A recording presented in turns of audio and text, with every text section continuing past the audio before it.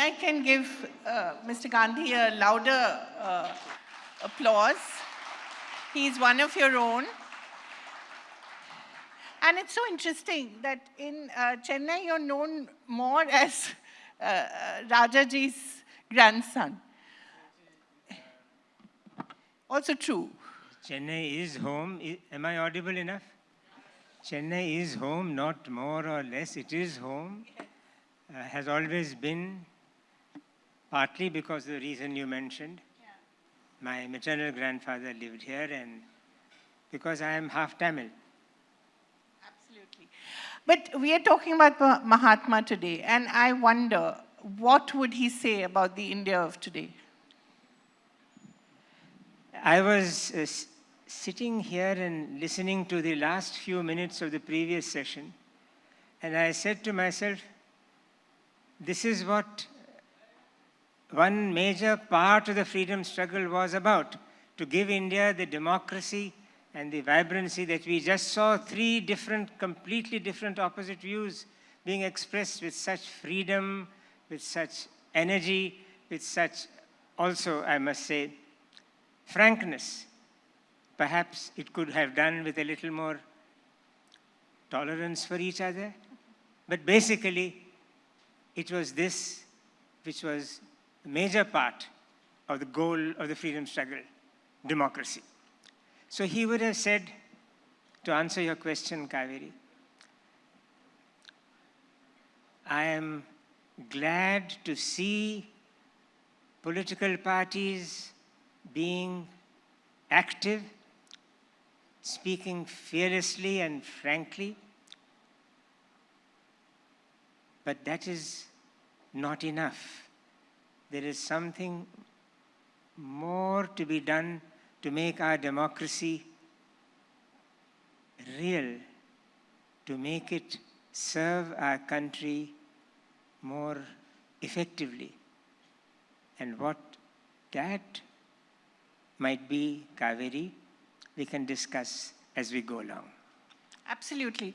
And one of the most remarkable things I found about your book, which is the second part, the last 35 years of the Mahatma's life, is that we know so much about him, and yet there is so much more to know. And it is quite remarkable, the details that you've come up with, including, I was so surprised, I always thought that Ram Raja was the only movie he'd ever seen, but you've corrected that. And his sense of humor, when he sees Sarojini Naidu and she says, what a terrible mess of a meal you're eating. And he says, only you can be so irreverent. 2 or 3 things struck me. One, the tremendous sense of humor that generation had, and the tremendous connection with each other, whether it was him telling Jawahar, as he used to call him, Jawaharlal, that you're my heir and we must be on the same page, or whether it was Vallabhbhai and his sense of humor. What a remarkable generation of men they were. And of course, the Mahatma was the greatest of them all. But they were also remarkable, the people who gave us freedom. You've used the word remarkable twice, very correctly. Yeah. That is the right word to use.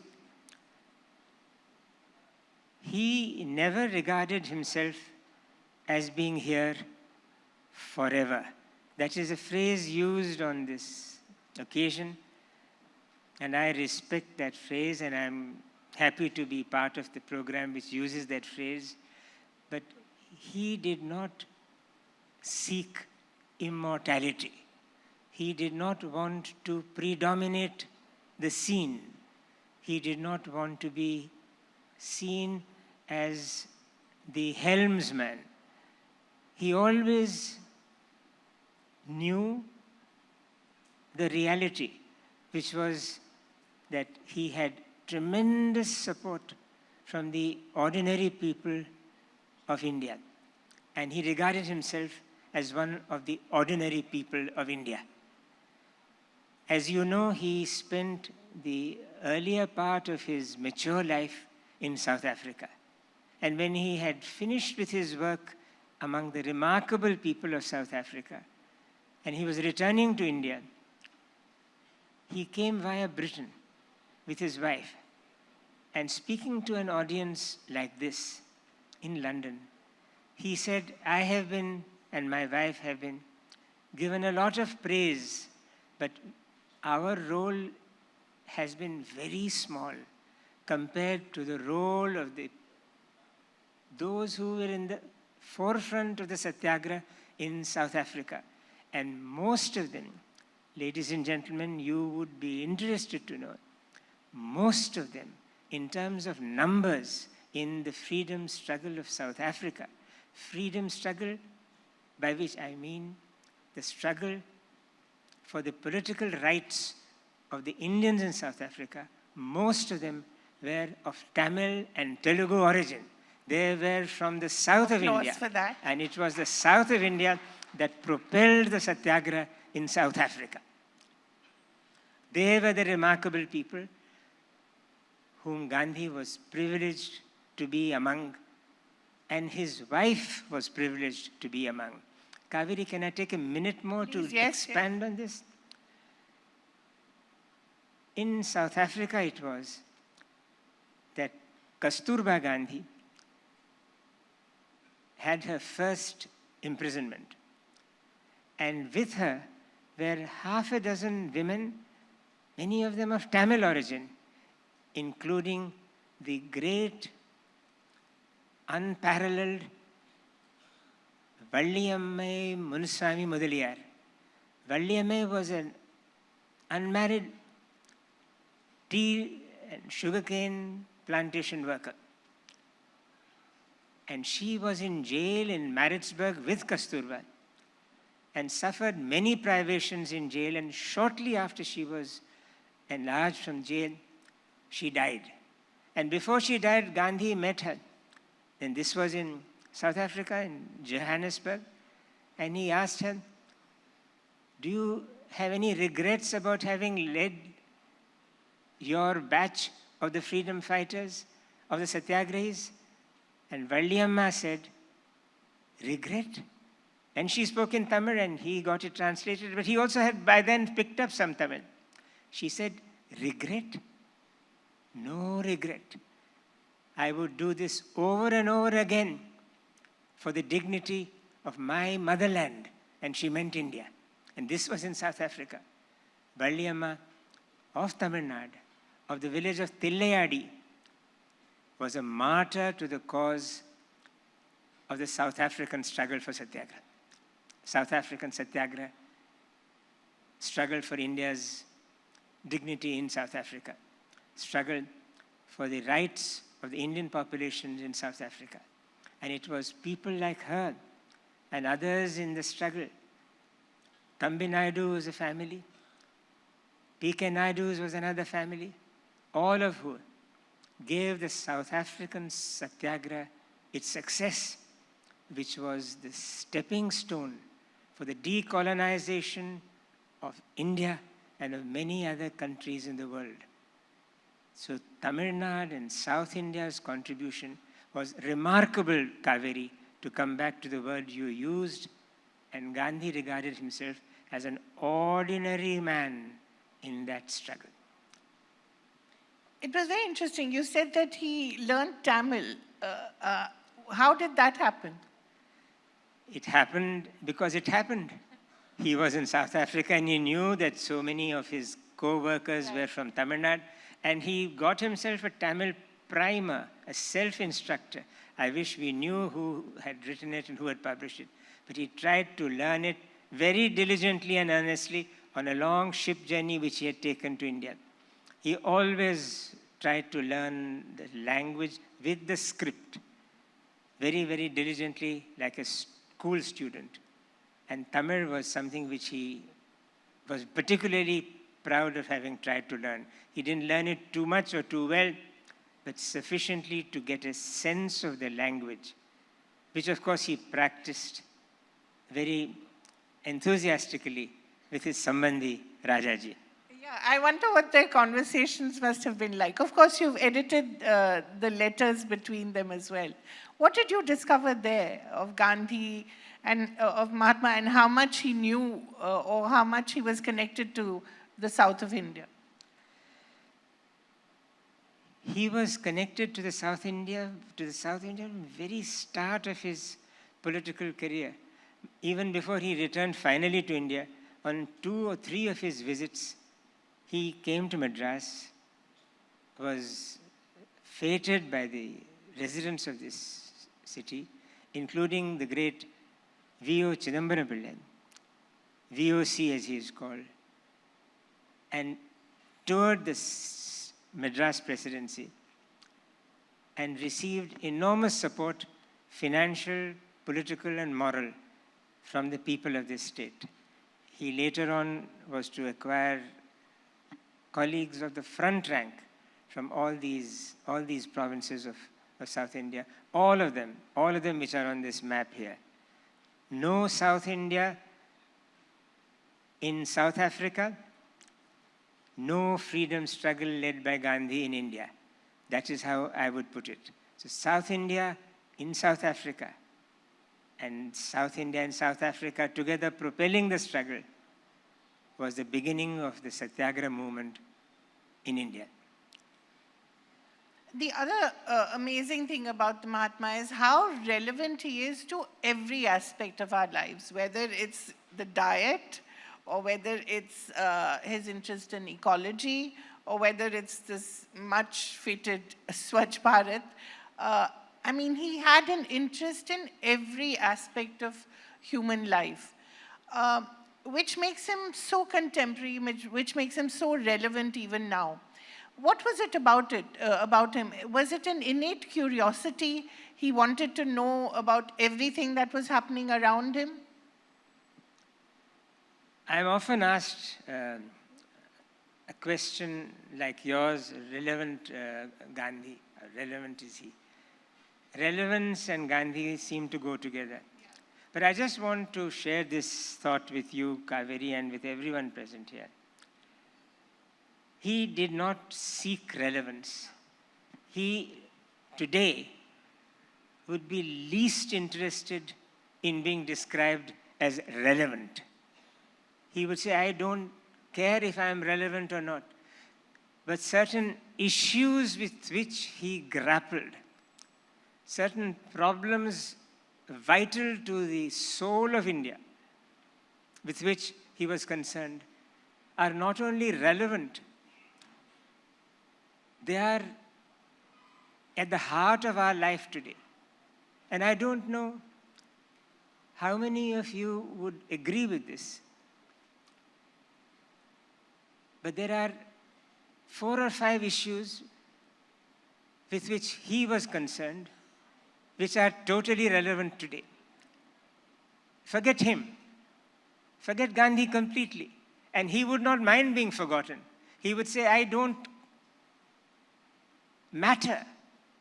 But these issues matter. What are they? And not just for India, but for our times in the world.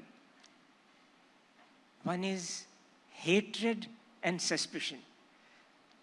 Friends, Kaveri, I am not trying to make a speech. I don't have to defend Gandhi. I don't have to prove his relevance. But I'm just saying this, sharing a thought. Right now, as we are seated here around these wonderful tables, participating in this exceptionally well curated discussion, we should know that there are 2 major wars happening in the world today. Major wars. Russia and Ukraine, Israel and Palestine. These are live wars. And they are not just about borders or about political control. They are about mutual hatred, dislike, and suspicion. Things about which Gandhi was vitally concerned.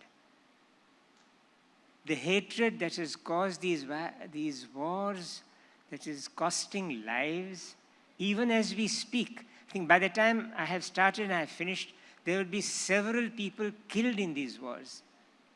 And mention was made a little while ago in the previous session of Manipur in our own country. The deep suspicions and dislike between communities in our own country. What happened is not a war in Manipur. It's not a civil war. It's not exactly a riot, but it is a life and death issue being enacted amongst two major communities, both of which are Indian. So hatred and suspicion is one.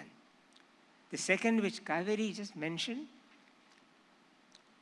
the greed that is making the world's human population turn on the world's non-human resources, making life as such on our planet precarious. We know that the monsoons have failed in this part of the world, and the Kaveri in two states, both South Indian states, has become a river of contention. Climate change and global warming, the degradation of the natural environment are the result of the whole globe's greed. Let us be aware of that. The third is the role of money, the takeover by money and monopoly of human life. I would add to these the continuing divide between the Hindu and Muslim populations on the subcontinent of India, not just India, but Pakistan, India, also, alas, not Hindu Muslim, but Sinhala Tamil in Sri Lanka. Bangladesh is not free of strife. And finally, and the fifth and the last, I don't quite know if in this gathering there are people who have felt it on their skins. But untouchability may have been abolished. But has caste discrimination gone? And have women, who are the first sufferers in caste discrimination, especially Dalit and Adivasi women, do they feel safer today than they did before independence? I mentioned 5 issues. These are real issues. They are our problems. They are relevant to us. It doesn't matter if Gandhi is or is not. Gandhi does not want to be relevant, but he wants us to address these issues for the sake of the security and the well-being of our future generations. That's all that he wants. He would say, I don't want to be forever. Mahatma never, forever, forget it. But these issues are real. Sorry, Kaveri, I took too long. No, but it's so interesting. I just want to read out to people something from the book that, which I hope they will read. This is Gandhi talking about Palestine. If they must look to, he's talking about Israel. If they must look to the Palestine of geography as their national home, it is wrong to enter it under the shadow of the British gun. The same God rules the Arab heart who rules the Jewish heart. I mean, he may as well be saying this today. It's, it's so far-sighted of him. His view on the Palestine question is very well known. But today, it is hatred and violence that is what the issue is about. It is not about the legitimate rights of the Palestinians. They are a different matter. They are known. But the terrorism that has erupted and the retaliation that has erupted as a result of the terrorism is the most horrifying thing. The rights and wrongs of Palestine and of Israel are a different matter. But what is today being experienced there is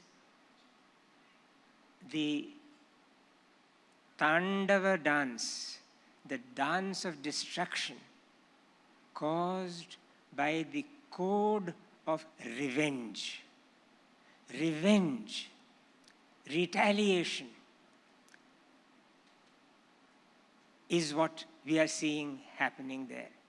And revenge and the whole idea of I am what I am, you are you, I am I, and I am going to give it back to you for what you did, or your father did, or your grandfather did 2 generations ago. This freezing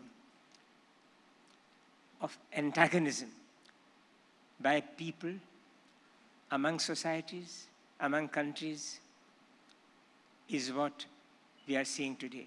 Hamas and Netanyahu are symbols of a much greater reality across the world, where vengeance, revenge, and retaliation are the grammar, the prose, and the idiom of political life today. And this is dangerous beyond description, because Russia, in the Russia-Ukrainian war, is a super nuclear power. Israel is known to have got very far on that road.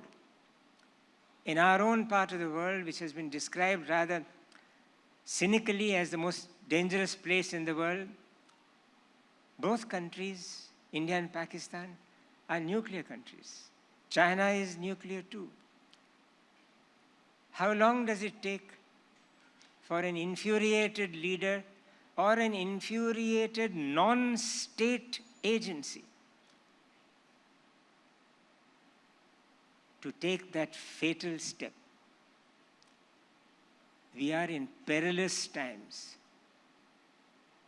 Doesn't matter if Gandhi is forgotten, but what he said, the ideas and the thoughts he stood for, they are at the heart of our times. They are not an embellishment. They are not something which we may occasionally dip into for a moral elevation. They are about life and death. As simple as that. He knew it in his life. He knew it at the cost of his life, which he did not hold too dear. He gave up his life, relinquished it, so as to halt violence. It was said very, very grippingly by my late brother, the philosopher Ramachandra Gandhi. He said, Gandhi was not stopped by 3 bullets. He stopped 3 bullets on their track. Wonderful. You talked about the soul of India. How do you think the soul of India is? What is its health currently? Your question answers itself. The soul of India is immortal, like all souls are immortal. That is what we believe in. The Atma is immortal. But the soul of India is also very human. It is not made of some mystical spirit. The soul of India is human, and it is capable of feeling pain. It is capable of feeling distress and agony. It is not some kind of a yogic saint above all emotions. The soul of India, and let me here repeat, India, that is Bharat. And Bharat, that is a Mata, has the spirit of a mother. A mother is timeless, but a mother feels. It feels, she feels. She feels for the most imperiled, immiserated first, like any mother does. A mother who has more than one child feels first for the child that is in difficulty. And doesn't matter whether that child is of this or that denomination, but she feels for that child. So the soul of India, the soul of Mother India, is a feeling and suffering soul. Suffering with those who suffer, feeling with those who feel. And we, her progeny, owe it to her, the soul of India,